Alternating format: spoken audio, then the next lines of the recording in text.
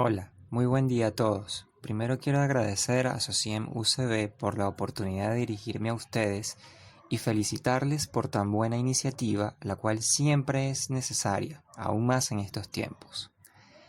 Como ustedes bien saben, el dolor es una entidad clínica de importancia capital en la medicina. De hecho, algunos autores lo consideran como el quinto signo vital. No hay médico que no se haya topado con una gran cantidad de pacientes, con tipos de dolor distintos, características diferentes y etiología de gran diversidad. El día de hoy nos ocupa el dolor neuropático, el cual es una entidad compleja la cual se está investigando con gran intensidad. De hecho, existe una gran infinidad de grupos a nivel mundial intentando esclarecer todos los aspectos concernientes al mismo. Quizás algunos de ustedes ya han escuchado sobre este término, algunos tal vez no. Por eso, el objetivo de hoy es que se lleven una visión general de este cuadro, que estoy seguro encontrarán con gran frecuencia en su práctica clínica. Presten atención a lo largo de la presentación y verán cómo en ella convergen varias disciplinas y especialidades de la medicina. Por eso es importante estudiarlas e integrarlas, para poder tener un mejor entendimiento de las mismas y a partir de allí tratarlas de manera acertada. Homero luce muy preocupado allí, sin embargo, la definición de dolor neuropático es relativamente sencilla. Como pueden ver, es el dolor causado por una lesión o enfermedad del sistema somatosensorial. Recordemos que el sistema somatosensorial permite la percepción de aspectos tan importantes como el tacto, la presión, el dolor, temperatura, posición, movimiento y vibración. Funciones que son fundamentales a la hora de interactuar con el exterior. Desde una serie de receptores se enviarán señales a la médula espinal, las cuales posteriormente se procesarán en el cerebro. Pero en este momento surge la pregunta, ¿qué sucede cuando se lesiona el sistema somatosensorial? Pues bien, lo que ocurre es que hay una transmisión alterada o desordenada de las señales sensoriales hacia la médula espinal y el cerebro.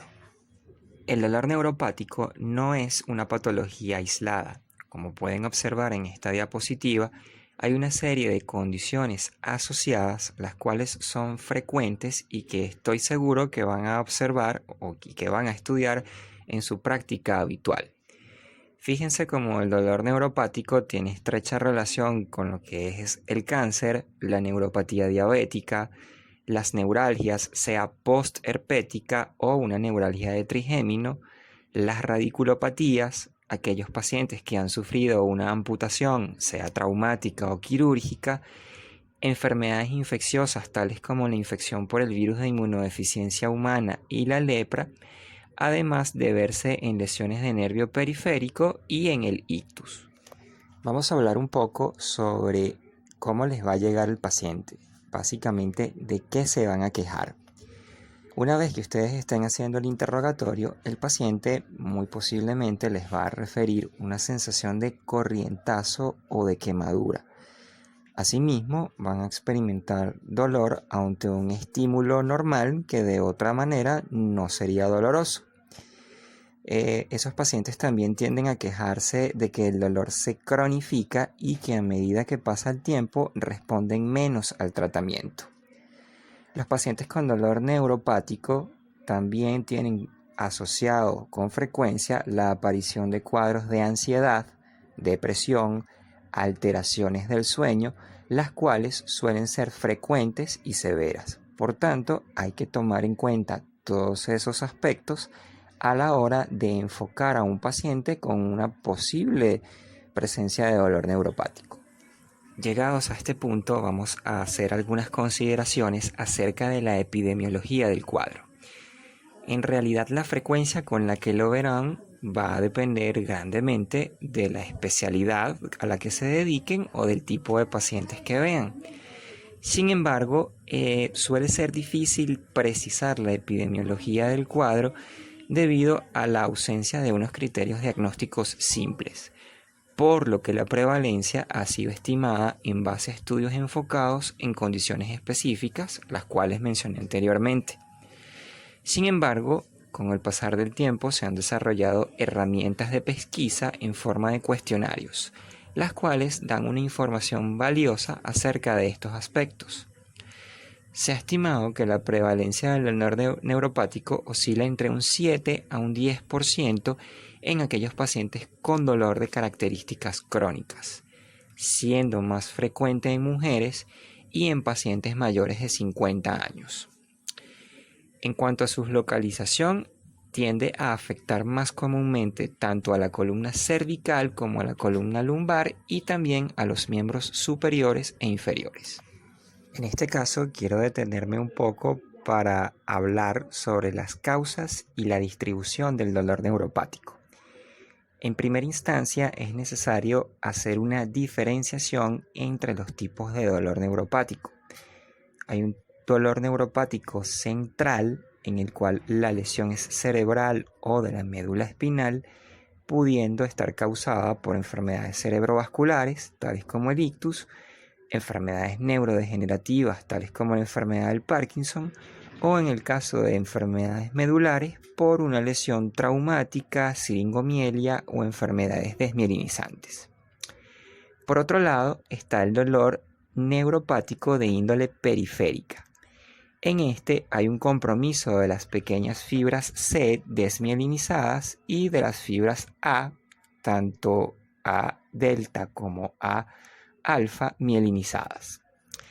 Aquí cabe acotar que este tipo de dolor puede ser más frecuente a medida que se envejece y también debido al aumento de la incidencia de diabetes mellitus, cáncer y el efecto de la quimioterapia sobre las fibras sensoriales.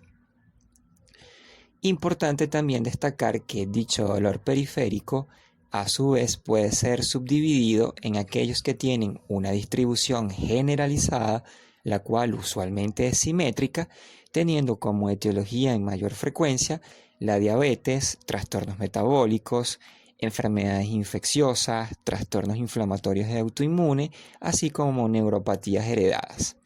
Y también hay un dolor neuropático periférico, el cual tiene una distribución focal. En esta ilustración ustedes pueden observar la topografía característica del dolor neuropático. Tiende a abarcar típicamente las extremidades distales, adoptando una distribución en guante y calcetín, debido a que los pies, pantorrillas, manos y antebrazos están predominantemente afectados. Esta distribución es característica de las neuropatías que conllevan una pérdida progresiva sensorial distal a proximal. Con menor frecuencia, el dolor tiene una distribución proximal en la cual el tronco, muslos y brazos están particularmente afectados. Este patrón ocurre cuando se afectan los ganglios sensoriales. Fijándonos un poco más acá en la ilustración, solo quiero hacerles notar que se observa la división que anteriormente les comenté en el dolor neuropático, tanto periférico como central. Fíjense el dolor neuropático de etiología por neuralgia del trigémino y neuralgia postherpética, en el cual la distribución sería unilateral en uno o más dermatomas espinales que estén afectados. Fíjense también en la diferencia que hay entre el dolor neuropático debido a una polineuropatía, el cual afecta a los pies y a menudo piernas, muslos y manos, y el dolor debido a una radiculopatía, en el que va a estar afectado el territorio de inervación de la raíz nerviosa afectada. Por su parte, en el caso del dolor central, fíjense cómo el dolor debido a una lesión medular va a provocar manifestaciones clínicas tanto en el nivel de la lesión espinal como por debajo del mismo. Adicionalmente, en el dolor central posterior a un ictus, se puede observar contralateral en el caso de que haya ocurrido esa enfermedad cerebrovascular, y también se puede observar dependiendo también de la localización en la que haya ocurrido el evento. Adicionalmente también hay dolor neuropático central que está asociado con la esclerosis múltiple y fíjense cómo tiene una distribución combinada. Pueden verse aspectos tanto como aquellos que ocurrieron en la lesión medular como los propios de la enfermedad cerebrovascular. Vamos a detenernos un poco aquí. La fisiopatología es un aspecto capital en el estudio del dolor neuropático. ¿Por qué les digo esto?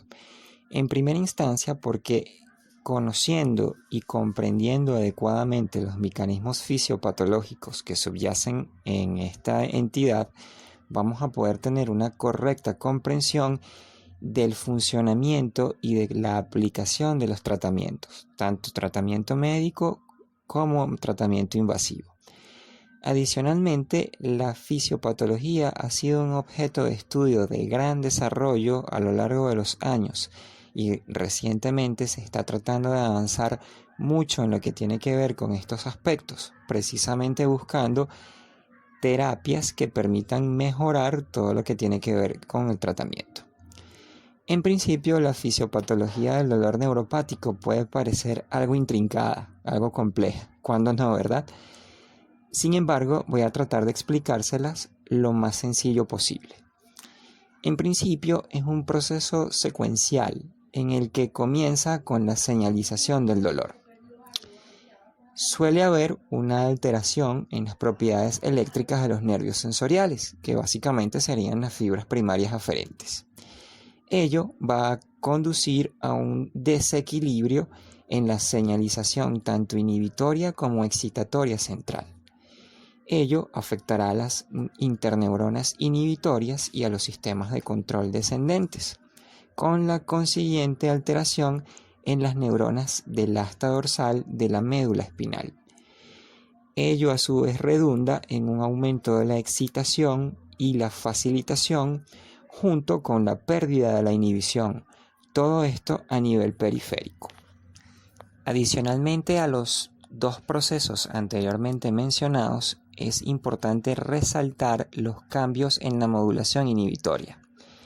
En este caso ocurre que la disfunción de las interneuronas inhibitorias y los sistemas de control descendentes producen una alteración en el balance entre la excitación y la inhibición descendente. Por tanto, va a predominar la excitación y el cerebro va a recibir mensajes sensoriales anormales y alterados.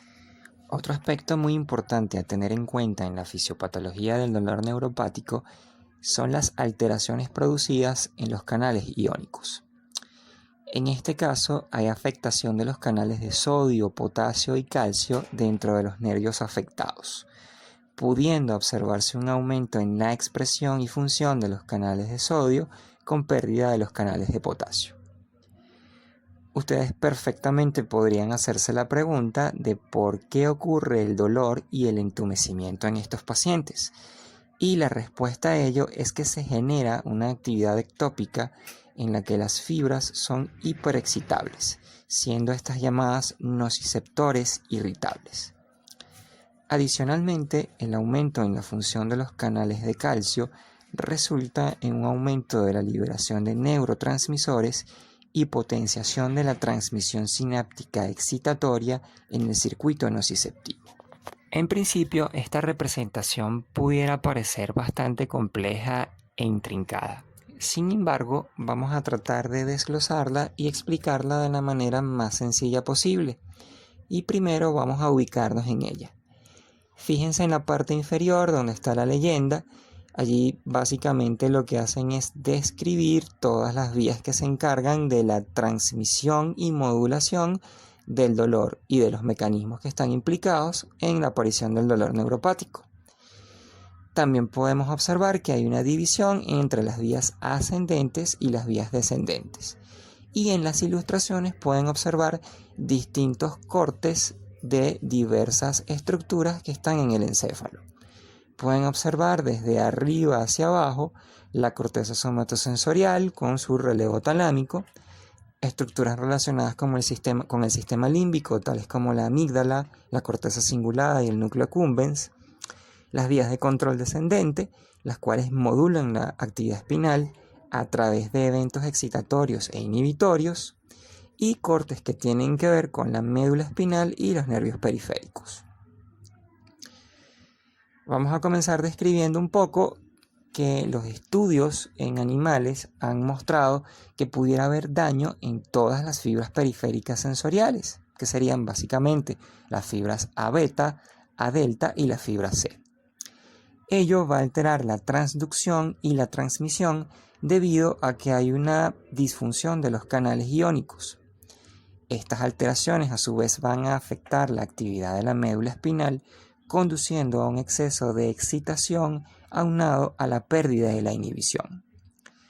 Cuando analizamos las vías aferentes ascendentes, podemos observar que los componentes sensoriales del dolor son llevados hacia la corteza somatosensorial por la vía del tracto espinotalámico, tanto ventral como lateral, el cual en última instancia proyecta hacia la corteza somatosensorial, permitiendo la percepción de la localización y la intensidad del dolor. A su vez, la médula espinal tiene también proyecciones espinoreticulares y la vía de la columna dorsal, la cual va a proyectarse hacia los núcleos cuneatus y gracilis. Otras proyecciones límbicas van a relevar en el núcleo parabraquial antes de contactar al hipotálamo y a la amígdala. ¿Y por qué son importantes? Porque estas vías han sido implicadas en el estado continuo del dolor que manifiestan estos pacientes y en las comorbilidades asociadas, las cuales les mencioné anteriormente: ansiedad, depresión y trastornos del sueño. A su vez, las vías eferentes que parten desde la amígdala y el hipotálamo van a ir hacia la sustancia gris periacueductal, al locus ceruleus, los núcleos A5 y A7 y hasta la médula medial rostroventral. Esas vías descendentes tienen una importante función en lo que tiene que ver con la atenuación de la inhibición noradrenérgica espinal y la potenciación de la señalización de la serotonina a través de sus receptores. Mecanismos estos también implicados en lo que tiene que ver con la aparición y cronificación del dolor neuropático. Bueno, parece que ya logramos pasar ese trago amargo, pero necesario, de los mecanismos de la fisiopatología. Ahora llega algo un poco más terrenal. Cuando nos llega el paciente y estamos con él en la consulta o en la emergencia o en su evaluación en algún otro lugar, entonces, ¿cómo diagnostico yo que este paciente tiene dolor neuropático?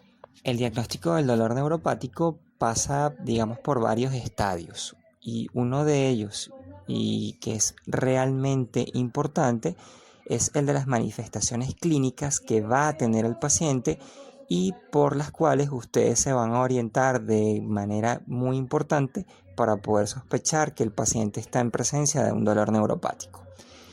Recuerden al principio de la presentación lo que les comenté sobre de qué se quejaban los pacientes. Y en este caso, en la diapositiva podemos observar una serie de manifestaciones que el paciente pudiera perfectamente referirles durante el interrogatorio.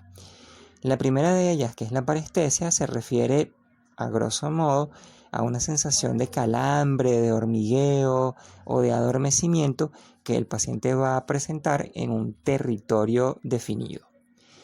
La alodinia se refiere, creo que se los comenté anteriormente, a la aparición de dolor resultante de un estímulo que de forma normal no lo debería producir. Adicionalmente se producen disestesias, estados de hiperalgesia. Ellos refieren que el dolor es similar al de un choque eléctrico. Hay dolor cuando están en presencia o cuando experimentan frío o calor, y también suelen quejarse de entumecimiento. Una vez hecha una anamnesis lo más completa posible, pasaremos a la exploración física, la cual es un apartado realmente importante. Aquí hay que tomar en cuenta la necesidad de hacer un examen físico lo más completo posible también, de modo que nos permita obtener una mayor cantidad de datos. Por supuesto, haremos énfasis en el examen neurológico y en el examen del sistema osteomuscular, debido a que los signos que podamos encontrar en ellos también nos van a orientar a que el paciente presenta dolor neuropático. No es menos importante tener en consideración también la necesidad de realizar una evaluación psicológica, ya que es una entidad con un importante componente psicológico, y la realización de pruebas complementarias que vamos a ver un poco más adelante. También es importante considerar el estado general del paciente y el estado de la piel. Con ello me refiero a los posibles cambios tróficos que pueda tener, presencia o no de edema, elementos inflamatorios, cambios de coloración, temperatura y cambios en la sudoración. Hoy día no existe la presencia de unos criterios bien definidos que permitan un diagnóstico de certeza del dolor neuropático. Sin embargo, se han definido tres categorías en las cuales el paciente pudiese perfectamente encajar. En el caso de que la historia del paciente sugiera una lesión o enfermedad neurológica a la cual pueda ser relacionada el dolor y la distribución neuroanatómica del mismo es plausible, entonces se pudiese hablar de un dolor neuropático posible. En el caso del dolor neuropático probable, se requiere la evidencia obtenida por el examen físico de los signos sensoriales, mientras que el dolor neuropático definitivo requiere que una prueba objetiva diagnóstica confirme la lesión o enfermedad del sistema somatosensorial. Con ello me refiero a pruebas neurofisiológicas o a una biopsia cutánea. Lo que sí es importante y quiero que les quede claro es que ante el mínimo hallazgo que haga sospechar dolor neuropático, debe iniciarse el tratamiento. Como les comenté anteriormente, se han desarrollado diversas herramientas de pesquisa para identificar a los pacientes con potenciales condiciones relacionadas a dolor neuropático, y ellos consisten en una serie de cuestionarios en las que se analizan las características y aspectos propios del dolor, distinguiendo entre el dolor neuropático y el no neuropático. En principio, en realidad, estas herramientas pudiesen tener uso más que todo a nivel de especialista. Sin embargo, no está de más conocer los aspectos que la conforman para poderlos adaptar a nuestra práctica habitual. Creo que con ello vamos a tener mayor capacidad de poder diagnosticar a algún paciente que pudiese eventualmente tener dolor neuropático. Un pilar fundamental en el diagnóstico y seguimiento de los pacientes con esta patología son las pruebas complementarias. Y aquí básicamente contamos con algunas que son bastante útiles precisamente para lograr ese cometido. No voy a ahondar tanto en cuáles son sus fundamentos, cómo se hacen y cómo interpretarlas, porque eso escapa un poco al objetivo de esta presentación y bueno, eventualmente podríamos verlo en otra oportunidad. En primera instancia se evalúan los signos sensoriales que podemos obtener en el examen físico. Tanto los signos del tacto, presión, calor, frío, vibración, dependiendo de cómo el paciente responda a estos estímulos que aplicamos, y se describe la sensación que el paciente va a tener después de aplicar tal estímulo, el cual debe ser preciso y reproducible. Otra prueba a realizar es la llamada evaluación sensorial cuantitativa, la cual se encarga de evaluar los sistemas aferentes nociceptivos y no nociceptivos, tanto en la periferia como en el sistema nervioso central, evaluando la pérdida y ganancia de función de las diferentes clases de fibras aferentes. También tenemos técnicas neurofisiológicas, las cuales son de amplio uso, están bastante estandarizadas y estudiadas, entre las cuales se cuentan los estudios de conducción nerviosa, reflejos trigeminales, potenciales evocados somatosensoriales, los cuales son bastante útiles para identificar el daño a lo largo de las vías somatosensoriales, siendo ampliamente usados en la evaluación de aquellas patologías que pueden causar dolor neuropático. Y por último tenemos la biopsia cutánea, la cual va, digamos, a darnos un estado fidedigno de cómo está la inervación epidérmica, siendo considerada la herramienta más sensible en el diagnóstico de neuropatías de fibras pequeñas. En esta ilustración pueden observar del lado izquierdo un algoritmo sencillo, el cual busca resumir los pasos clínicos en el diagnóstico del dolor neuropático.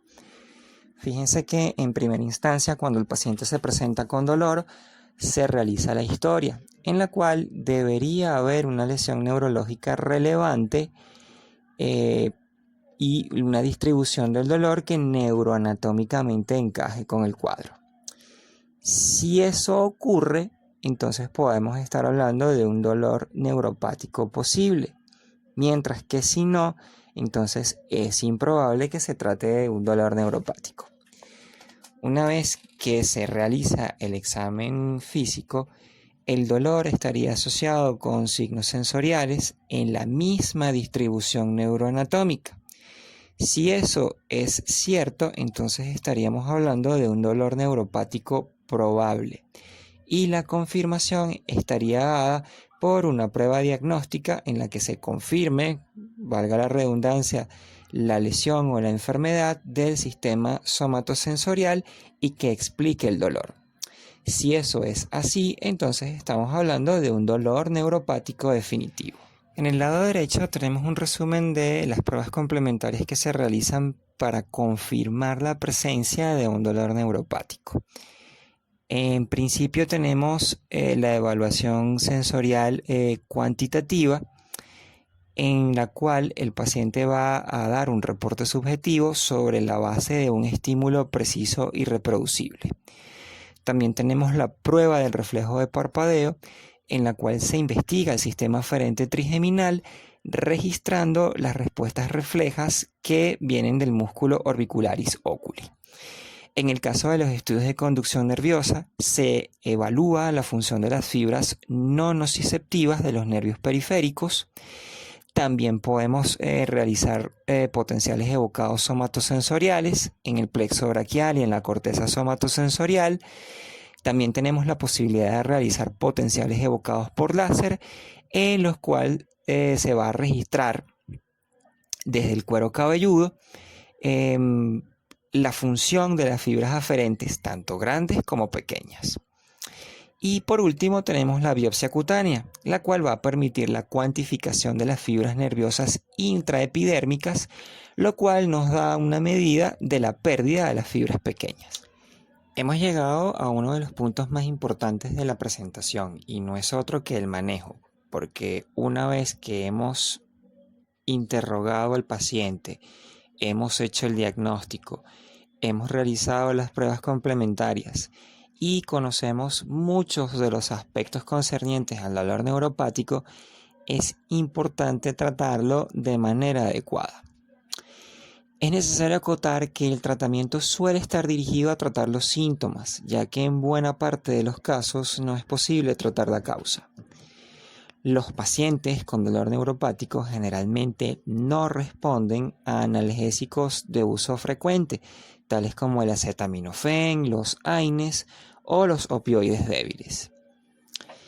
En principio, el abordaje tradicional de estos pacientes comienza con la indicación de tratamiento farmacológico y terapias complementarias antes que de estrategias invasivas. Sin embargo, el uso de estas últimas se ha visto incrementado debido a una diversidad de factores, como pudiera ser la limitada eficacia de las drogas, el envejecimiento de la población, la polifarmacia en estos pacientes ya ancianos y las reacciones adversas a los opioides. En este caso, el tratamiento médico consta de varias líneas y eso está dado en el sentido de la efectividad demostrada por las diversas drogas cuando se han hecho los estudios clínicos con los pacientes y en la evolución a largo plazo que ellos han tenido con cada uno de esos tratamientos. En el caso del tratamiento de primera línea, las drogas más estudiadas en el dolor neuropático han sido tanto los antidepresivos como los antiepilépticos.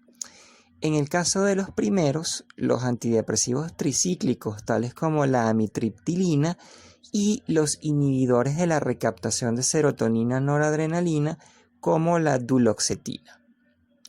¿A qué se debe la eficacia analgésica de estos medicamentos? Bueno, básicamente se debe a su acción sobre los sistemas moduladores de control inhibitorio descendentes que vimos durante la fisiopatología del cuadro.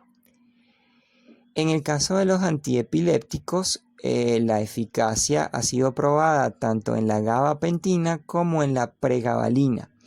Sus efectos están relacionados principalmente a un descenso en la sensibilización central, ya que se fijan a la subunidad alfa-2 delta de los canales de calcio. Se ha evidenciado que la combinación de estos antiepilépticos con los antidepresivos o de los antidepresivos con un opioide débil ha mostrado tener efectos beneficiosos comparados con la monoterapia en el dolor neuropático periférico, por lo que hoy día se prefiere la combinación de esos medicamentos para obtener una eficacia farmacológica mayor.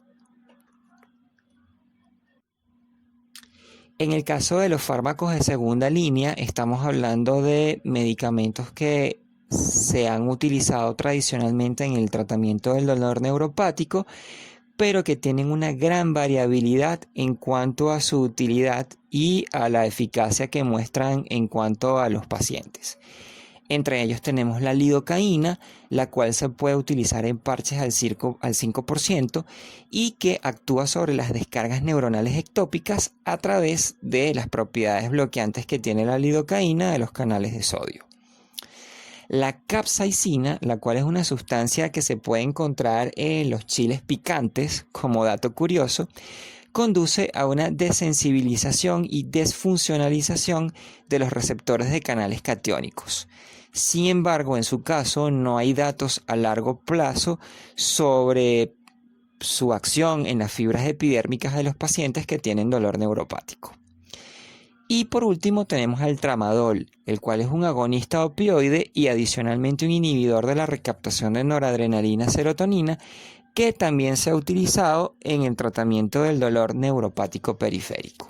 En el caso de los medicamentos de tercera línea para el tratamiento del dolor neuropático, en nuestro arsenal contamos con la toxina botulínica A, la cual es conocida mucho mayormente como el Botox, la cual es una potente neurotoxina, la cual se utiliza en el tratamiento de la hiperactividad muscular focal, mostrando su eficacia cuando se realizan repetidas administraciones. También tenemos agonistas opioides como la oxicodona y la morfina, los cuales son ligeramente efectivos. Sin embargo, la preocupación con estos medicamentos básicamente se trata de sus efectos adversos, el riesgo de sobreuso y la morbilidad y posible muerte que puedan tener estos pacientes. Adicionalmente, se están haciendo tratamientos experimentales actualmente, se están realizando ensayos clínicos con el fin de poder tener en el mercado prontamente medicamentos que puedan tener el tratamiento, sobre todo del dolor neuropático periférico.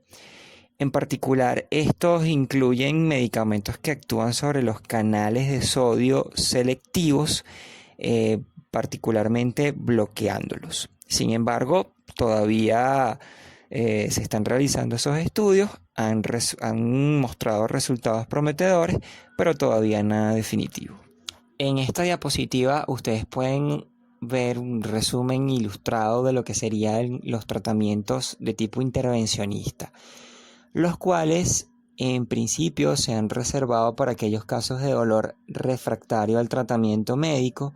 Sin embargo, como les mencioné anteriormente, últimamente están tomando un importante auge, ya que adicionalmente a su eficacia, pues se ha visto que hay una gran cantidad de pacientes, una cantidad nada despreciable, en los cuales el tratamiento médico o es refractario o no se puede realizar debido a condiciones que ya previamente tenían. En principio se pueden realizar bloqueos neurales e inyecciones de esteroides, los cuales proveen un alivio transitorio. Estamos hablando de 1 a 3 meses, cuando el dolor está relacionado con traumatismos o con compresión periférica. También quiero hacerles notar que este tipo de tratamiento lo llevamos a cabo los neurocirujanos, ya que algunos son procedimientos que se realizan en quirófano, mientras que otros no es necesaria, no hay necesidad de contar con un quirófano, sino que se pueden hacer fuera. Otro de estos procedimientos es la estimulación de la médula espinal. En este caso se va a utilizar una estimulación eléctrica de baja intensidad con la finalidad de modular las señales de dolor transmitidas por las fibras C. Su ventaja consiste en su relativa seguridad y en la reversibilidad del procedimiento. Así como podemos estimular la médula espinal, también se puede estimular el ganglio de la raíz dorsal y de nervios periféricos. Y consiste esto en la estimulación de las fibras aferentes fuera de la médula espinal y de los nervios periféricos subcutáneos, mostrando alivio del dolor en varios estados de dolor neuropático, incluyendo la neuralgia occipital y la neuralgia postherpética. Otro procedimiento que es importante destacar y cuya representación ilustrada la tienen a la derecha, en la esquina superior derecha de la imagen, es la estimulación, en este caso cerebral. Estamos hablando de una estimulación cortical que puede ser epidural o con una estimulación cortical de tipo transcraneal. ¿A qué me refiero con esto?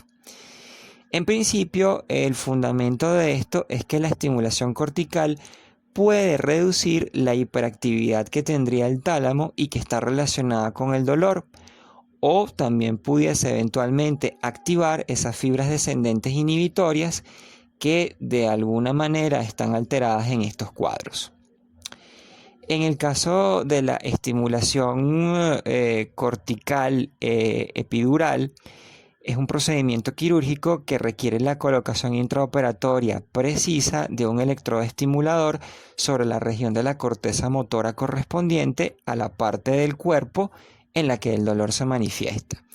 Este, como ustedes bien lo pueden inferir, es un procedimiento que se realiza en quirófano, no está exento de complicaciones, sin embargo, está reservado para aquellos casos en los que el paciente no responde a los tratamientos anteriormente utilizados.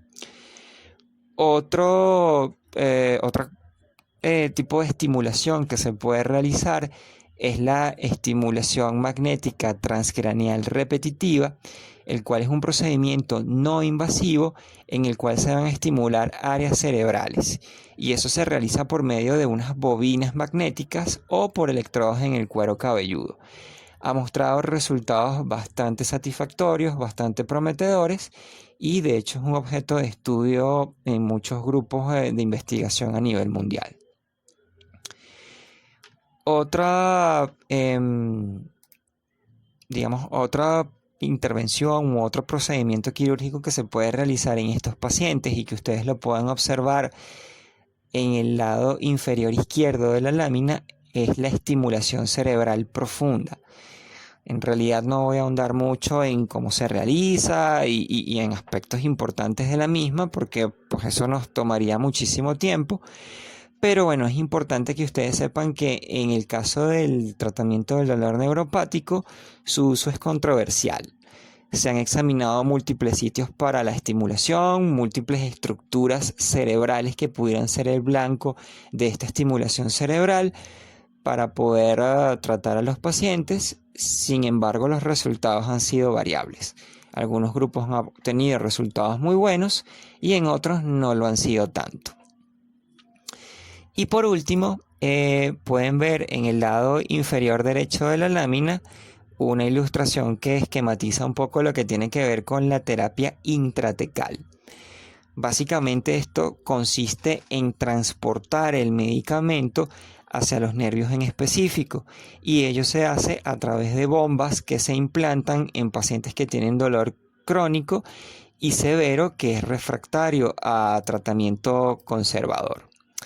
Esta digamos, este procedimiento también se ha utilizado en otro tipo de patologías, tales como la espasticidad, mostrando resultados bastante halagadores en este último caso de la espasticidad. Sin embargo, no se ha mostrado tan efectiva en el caso del dolor neuropático, produciendo una serie de efectos secundarios, los cuales limitan mucho su uso. Sin embargo, pues a medida que pase el tiempo y se puedan realizar estudios con una mayor cantidad de pacientes y con un mayor seguimiento, pues se podría eventualmente dilucidar su utilidad. El tratamiento del dolor neuropático no solo se basa en la parte farmacológica y la parte quirúrgica. También hay otras modalidades a considerar y que suelen ser complementarias a las antes mencionadas. Es importante también tomarlas en cuenta porque, como hemos visto a lo largo de esta presentación, el dolor neuropático tiene un importante componente psíquico que no puede ser soslayado ni pasado inadvertido. Por tanto, entre esas modalidades tenemos la terapia física y rehabilitación, en las cuales es importante todo lo que tiene que ver con la fisioterapia, el ejercicio y las técnicas de representación del movimiento, entre las cuales están la terapia del espejo y la de imágenes motoras. La cualidad de la evidencia que apoya estas intervenciones en el caso del dolor neuropático no suele ser muy fuerte, sin embargo necesita una investigación adicional para podérsele dar una mayor preponderancia en este caso. En lo concerniente a la terapia psicológica, están de alguna manera diseñadas para promover el manejo del dolor y reducir sus consecuencias adversas. A menudo son iniciadas una vez que los tratamientos farmacológicos, o de terapia física han fallado. La que más atención ha recibido en este caso es la terapia cognitivo-conductual, en la que se busca un cambio individual con el fin de manejar el tratamiento. Estas intervenciones también se dirigen hacia lo que tiene que ver con el humor, en el caso de la ansiedad y la depresión, y la función, incluyendo la discapacidad, tomando en cuenta también el compromiso social del paciente, y todo ello se dirige indirectamente hacia la obtención de una analgesia. Como pueden haberse dado cuenta, el dolor neuropático es todo un mundo. Fíjense cómo tiene componentes de una gran cantidad de disciplinas y especialidades médicas, las cuales todas tienen que converger e integrarse para poder tanto hacer el diagnóstico del paciente como tratarlo de la mejor manera posible. Quiero en principio agradecer la invitación que me ha hecho SOCIEM UCB y digamos sus integrantes. Ha sido un placer pues compartir digamos estos minutos con ustedes. Estoy plenamente a la orden para cualquier pregunta, duda que tengan, o si quieren profundizar en alguno de los tópicos que hemos tocado hoy. Ahí tienen mis redes sociales, me pueden contactar y perfectamente pues podemos profundizar en ese sentido. Les agradezco muchísimo su atención y bueno, espero que les haya sido de gran utilidad esta disertación y espero que nos podamos ver en una próxima oportunidad. Muchas gracias y que tengan muy buen día.